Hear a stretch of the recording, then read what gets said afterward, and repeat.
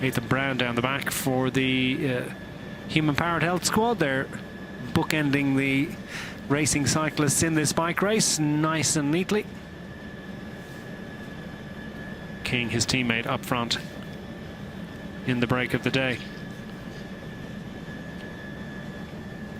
Down to 101 riders. Didn't hear about any non-starters today. I'll give them to you if I do hear, but no, I think everyone signed on for duty that finished yesterday.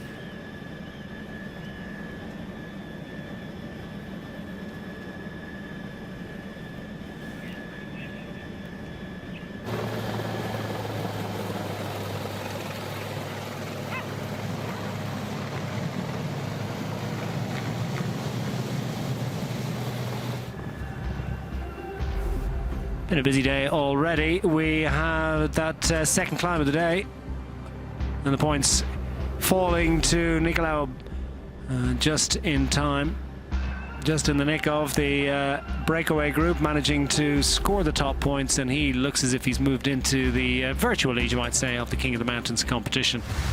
Joel Nicolau Beltran of the Caja squad taking top points ahead of Filippo Fiorelli, Christensen, Eriksson, Drega and De Teer. Clearly they've come to a flatter section, maybe even a slightly downhill section, but I can tell you it does kind of go up again very shortly. Oh yes, of course, this dam, we saw this yesterday. It's kind of remarkable in nature, actually. It looks like fairly haphazard scattering of stones. I can tell you that's entirely man-made and quite impressive. Not as much water as you might expect in it, actually. Water levels controlled by the officials, the state authorities, in order to maintain and manage the hydroelectric output. But an Archibald just picked out, just riding in the wheels of others and hoping that wheels aren't let go.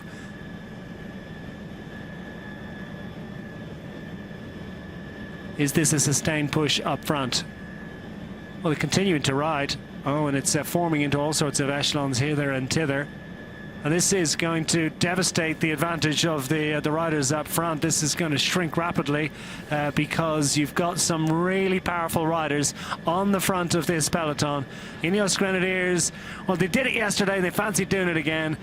And in the Quick Step squad, Uno X as well, having maintained a position on the front of the peloton throughout that second climb of the day, have, as far as I understand, got several riders around Tobias Holland Johansson. And this one could run and run. We've got a little bit of sustained activity here. They're not going to give up on this anytime soon. I wonder who else has missed out. And that, to a large extent, is why we saw the Quick Step squad escorting Remco Evenepoel through to the front of the bunch. It wasn't just for the climb itself, but for what happened afterwards, as Bora Hansgrohe have come to play as well. Oh, let's count them out. 1, 2, 3, 4. Look at the way the wind is flicking them around, and it can cause all sorts of consternation. Now, this looks like Ben Healy, actually, who's in chase mode. They're down to 22 seconds, according to this, and you didn't get a sense from the body language of that lead group that it's beyond the bounds of possibility that this group could make the junction. They've really not got that much more time left to do this one. If they can get to just to make the junction before they get to the end of the descent, the way to go. They're not letting them in easy, are they?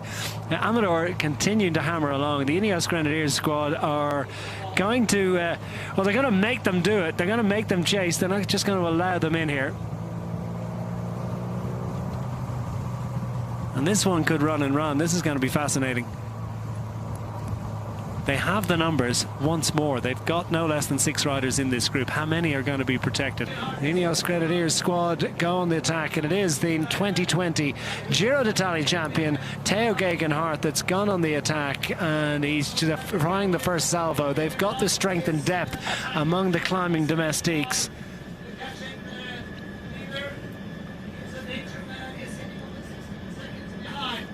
Geoghegan Hart not really making any inroads in the moment. He's just dangling off the front by a matter of a few seconds. We'll see whether this starts to stretch. Battalion of riders. Oh, here he goes. So we've been waiting for this one. Esteban Chaves goes for glory, and this is the first salvo fired with fully 8.3 kilometers remaining. Long way to go. I suggested that Tobias Halland was struggling a little bit and feeling the pinch, but he's, well, certainly belied that analysis, because he's charged straight onto the wheel of the flying Colombian. Little bit of a stall following that attack from Jay. Oh, and Jay Vine almost steps off the bike. He just touches it. He just looked the wrong direction at that moment. And Jay Vine just running into the back of Remco Evenepoel's wheel. No harm, no foul. And I think he'd be straight back in. Gives you a sense of just how slow the pace was at that moment, that Vine got a bit of a scare. Probably the adrenaline carried him back into the group before anyone else was able to. Let's get a look at this again. He just... well, Remco Evenepoel did a little weave around the road, actually, just at the moment that Jay Vine was looking over his shoulder.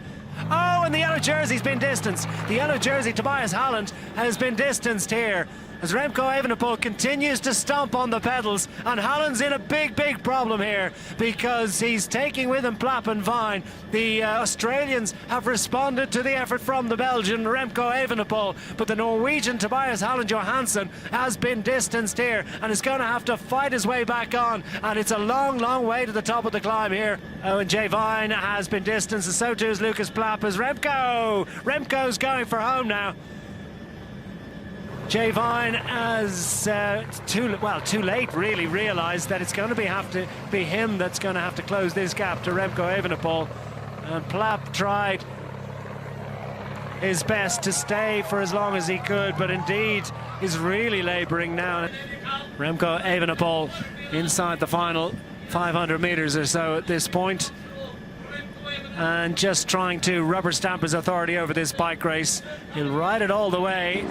300 metres remaining now for Remco Evenepoel as he's out of the saddle to make the most of his advantage. And it's going to be 2 from 3 for Remco Evenepoel as he rides it through to take stage 3. The Queen stage falls to the pre-event favourite. It's Remco Evenepoel that takes the victory on the 3rd stage. What about that for the young man who's going to swap white for yellow? We wait for the arrival of Jay Vine very shortly as Remco Evenepoel gets to compose his victory speech and begin his recovery process before everyone. Congratulations, Remco Evenepoel. How does it feel to absolutely crush the opposition? Yeah, I'm happy. I mean, it was quite a long day because of the headwind. I mean, the strong headwind in the beginning and towards the climb.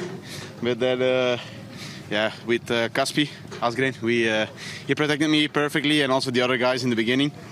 But Caspi actually guided me into the first echelon, so yeah, it's always easy to be guided by a Tour of Flanders winner, and yeah, I'm just proud to finish it off, and I think it's good for the team that we win again today with a nice advantage, which could make it a bit more easy for the upcoming days.